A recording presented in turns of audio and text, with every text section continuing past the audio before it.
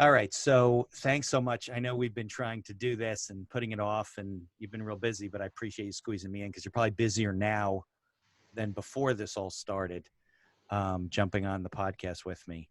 Yeah. So it is the early days in May. We are probably maybe, I don't know, 2 weeks from starting to come out of our hiding. Maybe we want to go back a little bit and talk about, how you got involved with what you do. Because I know you used to practice law back in the late 80s and 90s, right? You were a litigator. And then you got involved with a lot of stuff, including the state DEP, right? Yeah. Now you're heading NJBIA. So maybe you want to take me through that a little bit. Sure. The Reader's Digest version of the Michele Siekerka story. Right. I'm an attorney by trade. Yes, I Okay. was in private practice for about 12 and a half years, predominantly business and employment law. And at that 12 and a half year mark, I was offered an opportunity to become the Vice President of Employee Relations with AAA, which was Okay. then Central West Jersey. So a geographic club here in New Jersey. Right. Who then within a year merged with larger AAA Mid-Atlantic. I moved over to become senior legal counsel Okay. in Mid-Atlantic. Okay. So that on your resume, I didn't know if you moved to another AAA or Yeah, it was basically a merger. it was a merger, yeah, and then I moved over. So I was senior legal counsel and had some absolutely great opportunities there. When they moved our headquarters, so actually my headquarters moved from right in my backyard in Mercer County to Philadelphia, and then they moved the headquarters to Delaware. And at Okay. the time, my then 12-year-old twins in about sixth grade, we were very Okay. committed to our community. I served on the school board and all those things. I just couldn't do a commute to Delaware every day. It wasn't going to work. Right. And at that time, our regional chamber of commerce had a leadership void. And I was actually the incoming chair of the Chamber of Commerce. And Okay. I had an opportunity to join a law firm or to become the business advocate. And, business advocacy has really been my passion. And so that's when I took the jump into the trade And that association. was in Mercer County? Yes. Yeah. Yeah. Okay. It was the Mercer Regional Chamber of Commerce.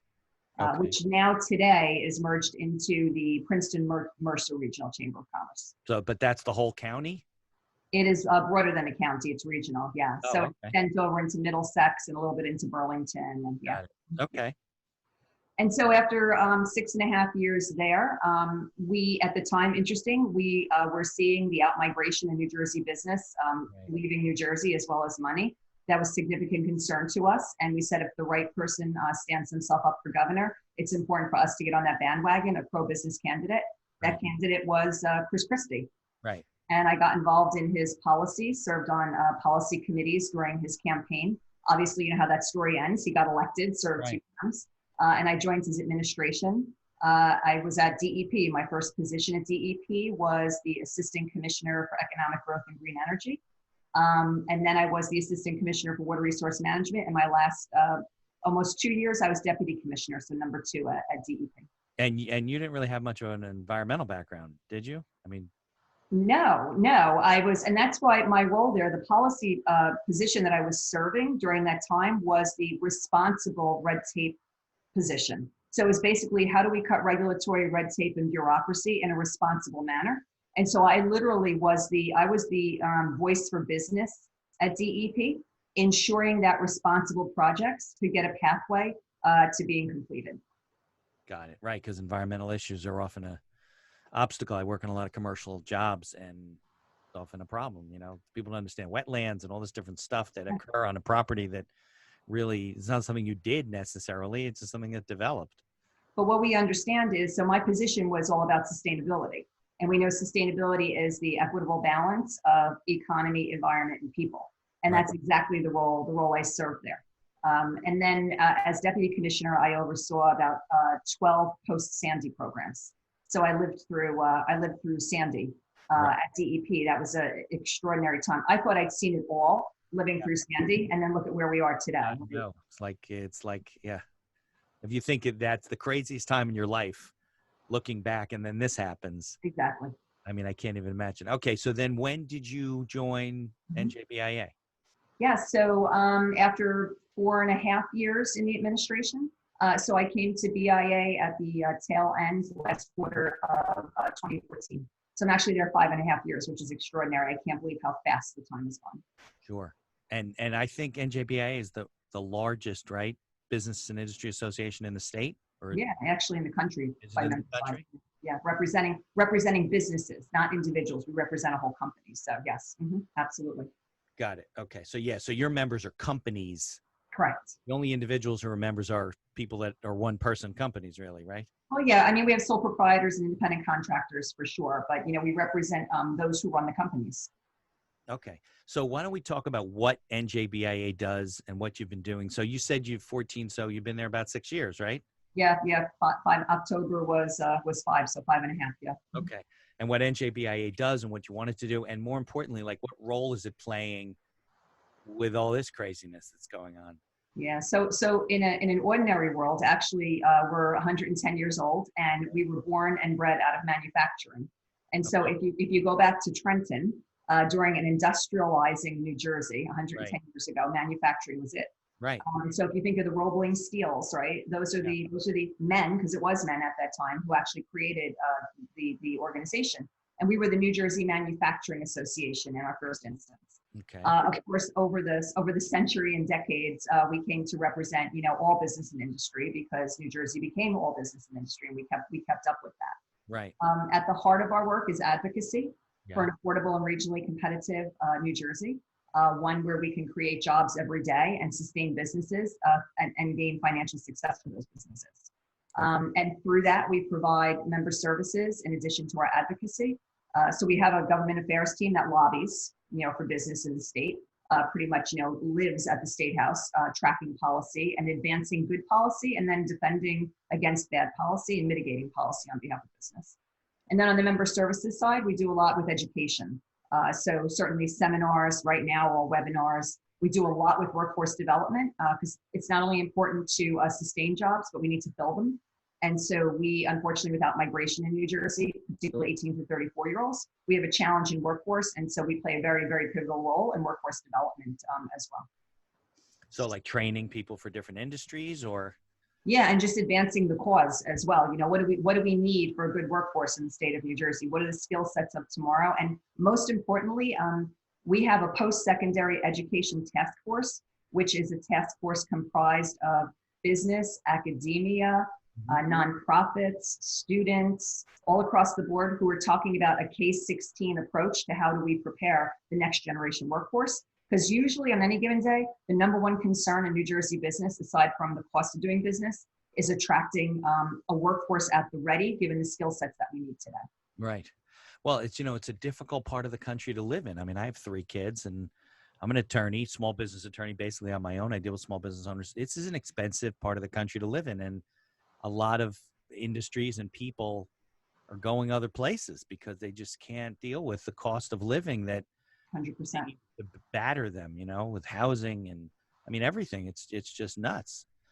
So Yeah. what are the what's NJBIA advocating to help relieve that? I guess you can't fix it, but it's we got a long way to go. Right, but we can mitigate against it. And so I'll give you an easy example over the last couple of years with this administration. Certainly when Governor Murphy ran as candidate Murphy, he was very clear about what he was going to do in New Jersey, right? Right. He said, I'm going to get, I'm going to increase paid sick leave and family leave, and I'm going to boost minimum wage. Like, we knew those things were coming at us. And so what can we do in that situation? We can mitigate those policies so that they come on in a progressive and iterative manner so that business can keep up with it, right? Right. So the rising to $15, certainly the governor in his first instance wanted an immediate 15. We're like, business can't sustain that. Companies will go out of business, sure. Exactly. Or cut their workforce in half or whatever. Exactly. And so policies like that, or even, paid sick leave, the first paid sick leave policy had a mandated 80 hours. We got it down to 40 hours. So these are things that while you know what's coming at you, you can help to mitigate the impact on business. Right. But we do work tirelessly to push off mandates that cost business money, for sure. Yeah, I mean, that's the problem, right? It's a balance, right? So you want the employees to be taken care of, but you don't want to do it at the detriment of companies going under, because that's not going to help the employees if they're out of work or the Absolutely. workforce cuts in half. Absolutely. And this goes back to the workforce development, because the way to raise wages is organically through workforce training. Right. Nobody wants to lose employees when they make the investment in training a workforce, right? Sure. It costs a lot to have turnover. And so people, for the most part, want to see their employees rise up through a company. And so when you build their skills, they earn more money. So how do you do that? Like, how do you help them with workforce training? You offered seminars and training in certain industries. Do you go to companies to do things? How do you? Yeah, so there's a few things. We actually, years ago, we were the impetus to a certain grant program in the state, which is for basic skills. And that definition is very, very broad. It could be everything as English as a second language to some basic programming. That is customized training that the community colleges deliver, and it can be delivered either at the college or on the work site. So that's an easy example. Okay. But the other thing, and the heart of it again, is bringing together business and academia so that business can help to inform academia of what skill sets are needed to be at the ready, so that then academia can go back and teach to that. That's how you build a workforce, is we're creating the connectivity and the partnership. Yeah, because I think that sometimes academia misses that. They're all about academia and teaching, and this is the way you teach and you learn this subject. But if people aren't ready for whatever's going on in the workforce, I think a lot of jobs that are eliminated, they're not really eliminated, they just change. And that's not a knock. I mean, that's certainly not a knock on academia at all. Reality is they're not out in the workforce, and so they're not seeing the dynamic change every day, right? I call it boots on the ground. You have to go into the industry and understand, how that's changing. Then you need to help have people who are teaching those skill sets, right? They have to keep up their skills as well. And so the more that we can do train the trainer, for example, the more that business can partner with teachers and academia in order to teach certain skills, that's how we make a workforce at the ready. Yeah, I ran I wish I still did it. I did it for about 4 or 5 years. We ran an entrepreneurs academy for young kids. Yeah. I mean, like middle school and high school kids, students, and they literally would leave with an active business. And one of the reasons we did it was, I think a lot of the kids in high school, not post-secondary, but in high school, they're still being taught like it's 1945. There's no, and because a lot of the faculty are not business people. I mean, there's some faculty that are, but for the most people, they're not. And a lot of these kids don't, know what to do and how to even start a business, or it didn't make a lot of sense. So we used to teach them about cost of goods sold versus actually running a business and the costs and how you start. And then we'd have a little pitch deck, like a Shark Tank, and they would get some money and they would get started. I kind of volunteered my way out of practice, so it was harder to keep it going. But we did it 4 or 5 years with Gene and with the chamber and so forth. But it was, it's hard to see the kids. It's frustrating to see the kids go through a curriculum and not, only be they really need college to be ready for the next stage. It's difficult. Well, and it articulates. That's why we say it's a K-16 and beyond strategy, because it articulates from day one. Yeah.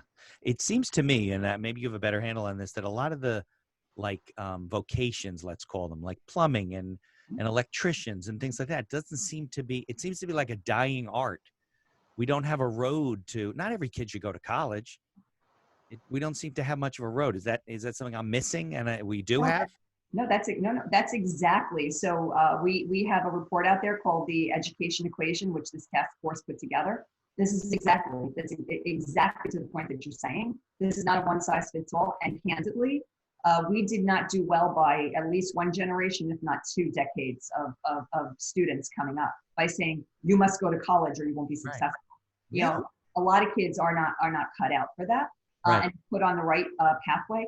We have tens of thousands of vacant jobs today, middle level skilled jobs like those electricians, those plumbers, the trades, right?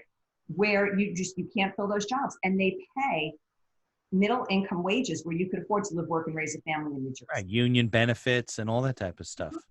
Absolutely. So our report talks to that, and the importance that we get back there. And again, and this is the whole thing of being honest. Look, I have now 27-year-old twins, right? When they were coming up, I did you will go to college. When I went to law school, I'm a lifelong learner. I believe in the value of education. Right. But you know what? It doesn't have to be like this, right? That trajectory that we all followed, right? You can step on and off. You can get credentials and you can get certificates that say, I know how to make or build or run this widget. Right. And I can work with that, right? I can make some money, and then I can continue to build those credentials toward a degree. Right. That's the real way. And that's an affordable way to get a post-secondary education. We have that challenge. Yeah. It's interesting. I think with all this stuff going on in the pandemic, I think a lot of parents and children are coming to the reality of, hey, you know what? if I can't go back to school this fall because the school's not open, I got to do an online learning. What am I paying $50,000 for and incurring debt to sit home and learn online when I can take some courses at UCC, or I can go to Rutgers, or I can go to Keene or Montclair State or whatever, and maybe even work at the same time and develop some skills, not end up $300,000 or $400,000 in debt. And, you know, it's just, I think it's, the whole situation has been very eye-opening, I think, for a lot of parents who end up with, you know, I could end up with $1 million of debt or $700,000 of debt from my 3 kids at the end of the day. And it's very frustrating to feel like you're stuck. And there's also no, I think you would agree, there's no correlation with success and the people that went to college versus the people that took other routes. It's just all over the board. And again, this is why I always say lifelong learning. I believe that no matter what your vocation, you should always be aspiring for the next level of your skill or your trade or whatever your credential is. Right, right. So how has, it's a crazy question, but how's your life changed dealing with all this stuff, and and what you're seeing, and you know what your whole view is on this whole situation with the coronavirus? Yeah, so we really, from day one, we pivoted to the resource side of what we do. Now, please let me say on the policy side, I mean, we're leading a coalition of 80 business associations and nonprofits on policy pronouncements every day. Right. We've issued a recovery framework document with sector-specific best practices in order to help for the responsible opening of New Jersey's economy, because all of our business, first and foremost, is the health and welfare of their employees, their customers, their vendors, etc. Right? So we have to be able to open responsibly and safely. But on the business resource side, we became the 24/7 call center from day one. Business needed somewhere to turn. We are a trusted advisor, not just to our members, but to just all business in the state. Right. At a time like this, at the beginning, there was no membership wall. We had to help everyone, because if all of our businesses aren't sustaining and healthy, then the economy doesn't come back, and then our members don't. Yeah. Now, were they calling you about all the programs that were coming out, the CARES Act, the PPP loans, everything, right? We have an extremely vibrant and dynamic resource page that we update by the hour. And in the very beginning of this, we were very, very good on our communication for our members, daily feeding them what they need, and people are starved for information, right? Like when you're staring at an abyss and you just don't know where to go, you just need a trusted advisor, right? And we were just that trusted soul, because the information we were giving them was in real time, relevant, and hands-on. Right. And there's a lot of stuff out there that was changing and conflicting, and you hear from one person says, you're self-employed, you can't apply for this. And then you'd find out you could, and you missed the deadline, or the website didn't work. I mean, it was just nuts. Extremely challenging. I mean, the stories, we've taken thousands of calls over the last 7 weeks, and the stories personally, I mean, when I say call center, I was taking this. We're on the phone too? On the phone, all day, all night. I had business owners crying. I had people who've never been on unemployment in their life, don't know what to do, right? And sometimes, I might not be able to help them because they have to wait in the queue. Just hearing them, you know how many people said to me, "You're the first person who called me back." Yeah, I'm sure. I just need to talk to someone and know someone hears me out there, right? Yeah, on the unemployment side for both employees and I guess for self-employed individuals, the whole state website's been excuse the expression, a shit show. It's been crashing. You can't get in. You put your information, it says we can't process you at this time. So you think your information's wrong, but it's not. And then you call and it says we have too many calls. You got to call back the next business day, and it's a Friday. Well, that's Monday. And then, because I hear from it all the time, from all the calls I'm on and the people that are calling me, and because they think when you're a lawyer, I'm sure you've had this over your career, that you know everything about every part of the law. And I'm like, I don't, but I can tell you what I do know.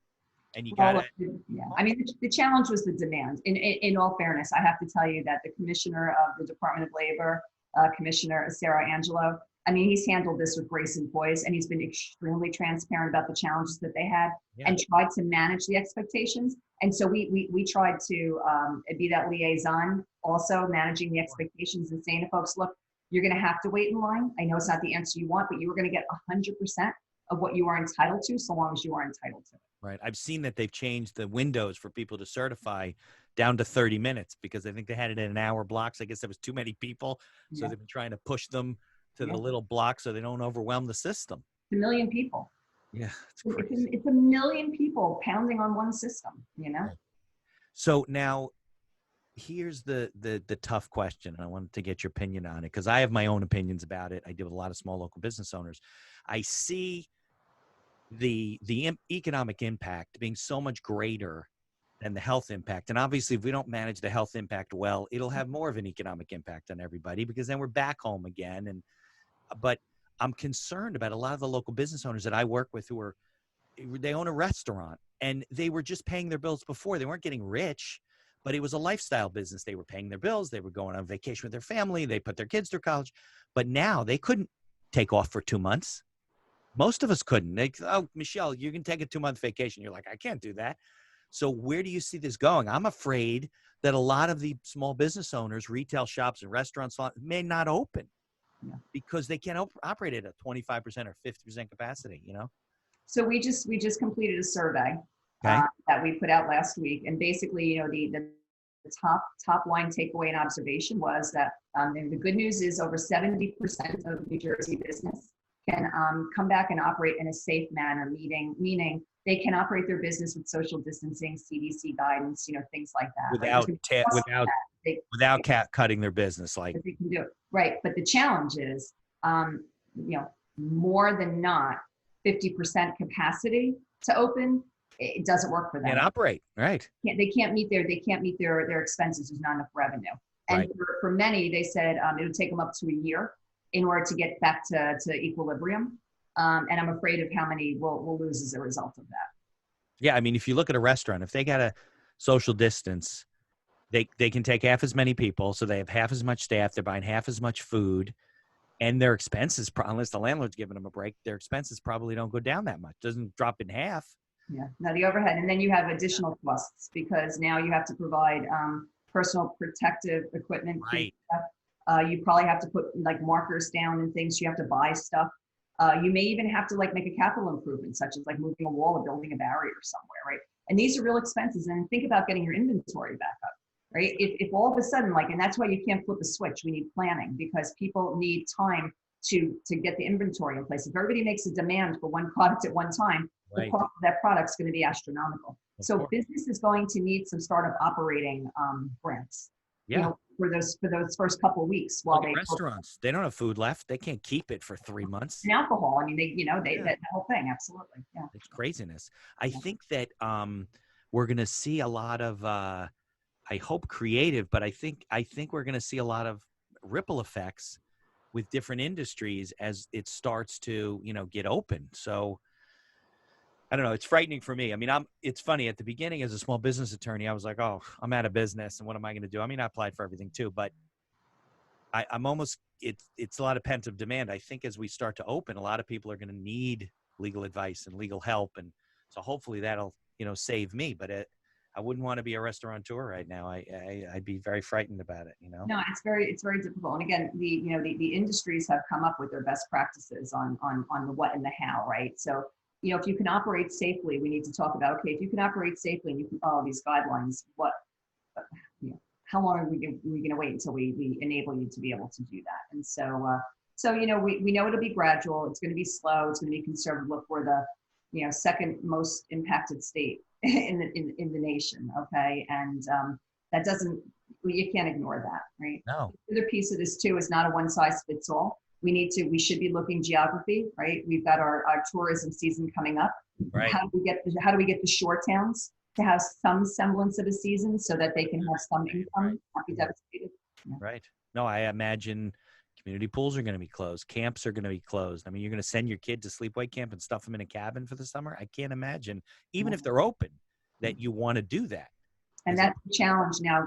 Today the governor announced that schools are not opening for the rest of the school year. Yeah.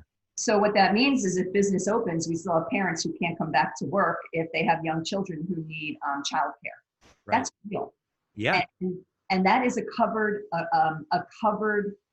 eligible instance for unemployment insurance. Is that if you have to stay home to tend to a child who's closed because of COVID, you collect unemployment. Yeah, and that's more drain on the system, right? And difficult to bring the employees back. Like we need a workforce to be able to come back. So that's going to be a challenge to get them back. I wonder if there's going to be a big draw on workers' comp too, if people get sick at work, because it is, I guess it's a workers' comp claim, right? There's a So there's legislation being contemplated right now about how do you address that fairly to everybody, okay? Someone who's injured at the workplace, always, there needs to be consideration for that. But how do you do it in a way to, especially if the business was operating according to guidance and direction, right? They did everything they're supposed to do. And now you're going to hold them, you're going to have a presumption that perhaps, they quit it there. You can't bankrupt the system either. Right. We just have to, again, and thrilled at the discussions that are going on this, very interactive discussions with our policymakers.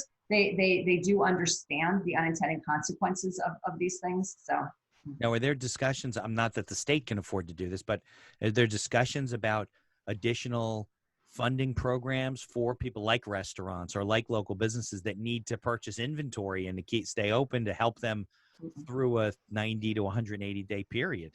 Yeah, absolutely. So what we are advocating for at the federal level is that any next tranche of money has to have money in it directly geared toward business for startup operating costs. And there is federal money in the state right now. Our CARES Act tranche that's literally sitting in the state, today, the $1.3 billion. An appropriate use of some of that money is toward business support. The money isn't being spent right now while the state waits to see whether or not they can use it for other operational expense.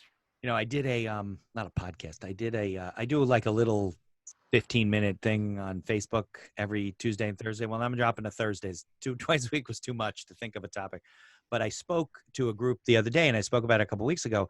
I think there may be an opportunity for people that have money, that maybe don't own a local business, they're executives or whatever, to invest in local businesses. I mean, almost like private equity in local businesses that don't really have access to angel investors and VC capital. They don't have access to that money.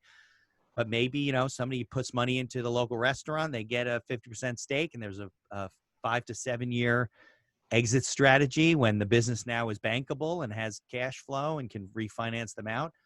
So I'm trying to see if there's people out there. I don't unfortunately have the capital, but if there's people out there, which is why I put it out there, who want to, get together, you got to do it from a legal standpoint, make sure everybody's protected and see if it'll work. There are mechanisms for that. I mean, the opportunity zones are meant to be exactly that. Yeah. The opportunity zone program is meant to say to people, invest in your community, right. And you will reap a return, over time.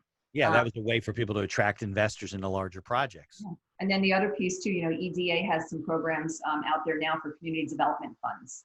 We do have community development and redevelopment funds, and so there are programs operating through those as well. Again, if it's just state money, it's going to be small. We don't have a lot of money in the state. Right. EDA took the money on their own books, not state operating dollars, to do the grant and the loan program, and that was oversubscribed 5 times. That's why we're advocating for when federal dollars come in to put them into the EDA, because that is the state's bank for business, and they can push this money out really quickly. Right. Yeah. Yeah. I think. Does a lot of that money go to, areas like Elizabeth and Union and Trenton and those kind of areas, or are you talking about more of the suburban? Well, there's a bunch of different pots of money. So in that first CARES Act funding that came to the states, mm-hmm. right? There was $3 billion that came to New Jersey, right? But of that $3 billion, there were aspects of it that were earmarked. So there was money that was specifically earmarked for certain cities, okay, which is some of those highly populated cities, to go directly to them in block grants, community development block grants, right? And then there was this 1.3 billion, which is like for the state to determine how they'll spend. But there was a host of earmarks of how that money should flow out. And is there still money left from the last CARES Act, or is that all gone now again? No, the governor hasn't spent any of it, any of his 1.3 billion, because he's awaiting guidance on whether or not any aspect of that money can be used toward operating funds for the state. Yes. Now, yes. But when we got funded again, like last Monday, I think, for businesses, and people could reapply. So that was the payroll protection. Right. Is that, did that run out of money again? As we heard today, I think there was actually still some money, but there were a lot of people giving back money. Right. Well, that program is a challenging program. It looks really good on its face, really good on its face. Yeah. Problem is the timing aspects of it. Right. Because in order to get the loan forgiveness, You have to keep your staff at the same levels, right? It doesn't have to be the exact same people, but the same levels Right. You on may have your laid payroll for 8 off. weeks. Yeah.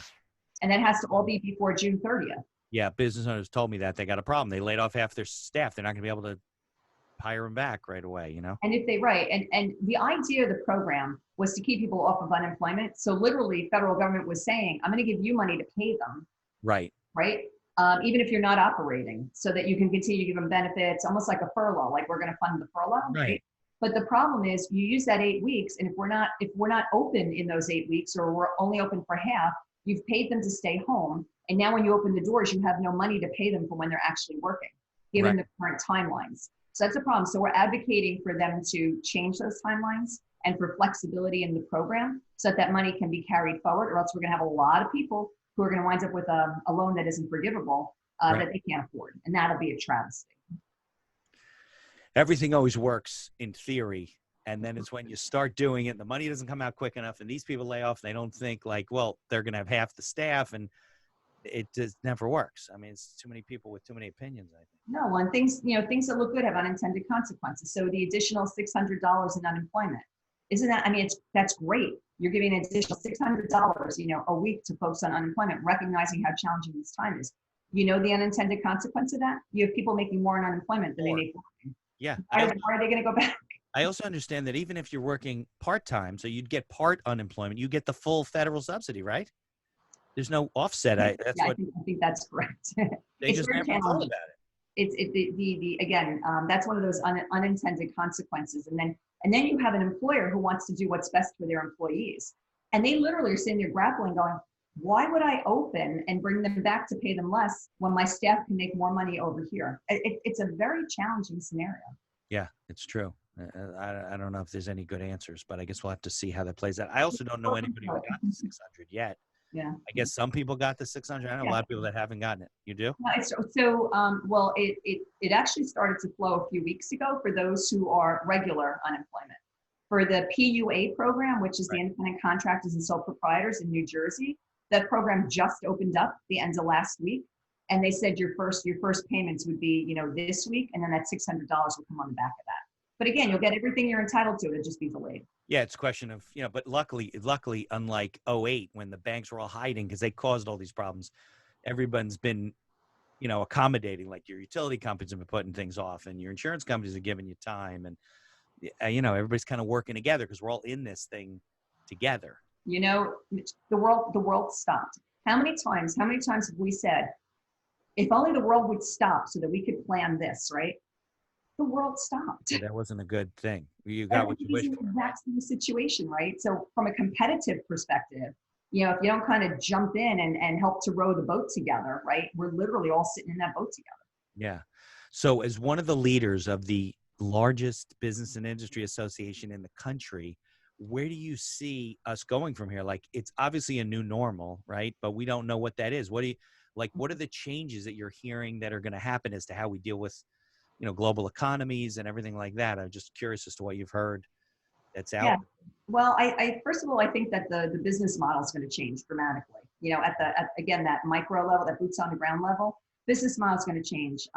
People are going to see that there are some efficiencies to remote work, and that people can be productive and effective in remote work. And I think that's going to have a strain on real estate. So it'll be interesting. Office space. Yeah. If you're in warehousing, it's probably great, but office space is going to be a problem. I think it's going to be a problem because now you're saying to folks, not only do you have to social distance in that office space, right? So what are you doing? So I think people are going to, and then the other part of it is I think that employees are going to be pushing for that as well. Right, because they want to. The younger people do anyway. Generation Z, they all want to work from home. All this is doing is taking what was already a changing business model and expediting it. Very much. The whole idea of the role of technology was catching up quicker than people could handle. And now business owners are going to have to just embrace it and lean into it quicker. Yeah, everybody got like a crash course in Zoom. Now they're all online. We had to get Easter. I had to get all my relatives online. They were 80 years old and they couldn't fit, but we got them going, And so now it's becoming normal. And I also think that, look, we're coming out of a problem where people haven't made money for several months. So a company's not going to take more office space so they can spread out their employees. They're going to look for ways to work them at home with less office space to do that social distancing. And I think it's going to have a big impact on I don't know. See, people will be dumping buildings, so the values are going to drop. Yeah, I mean, people just, they're going to look, everybody's going to go to the expense side of their ledger and say, before I cut people, what else can I do to change, What's right? their biggest expense? Rent. Exactly. So that's definitely going to be a change in business model. Even the retail, Yeah. bricks and mortar and restaurants. Okay, restaurants. How many have pivoted to this amazing way to deliver, Right. or do curbside pickup, putting Yeah. together unique meals or kits, or because people want to support their locals and people still want to have a meal from their favorite restaurant. It makes them feel good. Yeah. I went to. Yeah. Go ahead.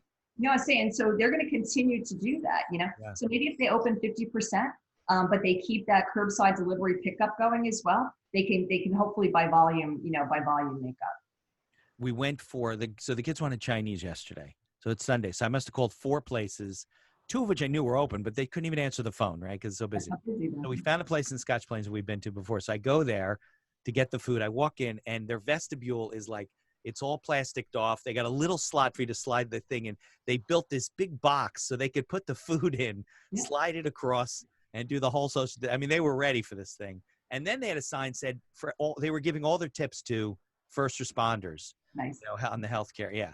So, I mean, they were ready for this thing. So you're right. It's going to be, I don't know. Some of it's fear. Some of it's different in terms of the way they do business, but we'll have to see what happens in terms of the whole takeout and pickup. I had always, it's funny. I'd always felt that retail, pandemic aside, was kind of going in the direction of you go to a store, maybe there's 1 or 2 items on the shelf. You try them on, you look at them, you like them, you buy it. It ships from somewhere else. You don't even leave the store with the item because it's going to be to your house before you get home. And I think that's going to be a way that retailers can consolidate. They don't have to keep the kind of inventory there, that it could be in a warehouse somewhere. Yes. And I think that you're going to see more of that, just like you said, because I said to everybody, oh my God, this is going to kill the retail office space business. They're like, why? I go, because how can you can't double your space. So you spread your employees out. You're going to be looking ways to save money. And that's the only way to do it. And again, the businesses are going to act and react in a way to make sure that their customers and their employees feel safe.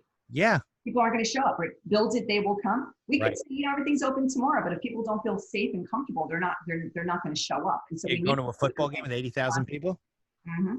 You're going to go to a football game with 80,000 people now? Even with a vaccine, you still think twice about it. I'm worried about what it's going to do also to the, to our mass transit systems when, we're at 95% of the people aren't traveling and I can need as many trains and the revenue's not going to be. Yeah, but you know what, for the workforce, I mean, we have to, in our policy documents, we call for transit in a safe manner. Again, figure out, you may need to have an extra train actually run because Right. you only put half the amount. So, right. But then that costs money, right? So then it's got to be reflected somewhere. Yeah. So we'll see. So Michele, it's crazy times, unique times for us to talk. This will probably get out sometime in June. So hopefully by then we'll be at work, but probably very slowly. We'll it'll see. be slow. I'll tell you, it'll be a methodical process that is going to be a phase-in process. I do believe, and I think that will be what people will react to as well. So. Now the first phase in is May 18th, or is that just an estimated date? No, it's just right now. It's no like commitments. No, we're going to talk about it on the 15th. No commitments to dates at all. No commitments. Yeah, that's what I thought. Okay. All right. So you stay safe, stay healthy. I know you have a 4:00 call to prepare for. Tell Gene I said hello. Thank you. And I'll send this to you ahead of time to make sure you like the show notes and how it looks and appreciate it. the whole thing. All right, Michele, thanks so much for taking the time. Thanks for the opportunity. You stay safe as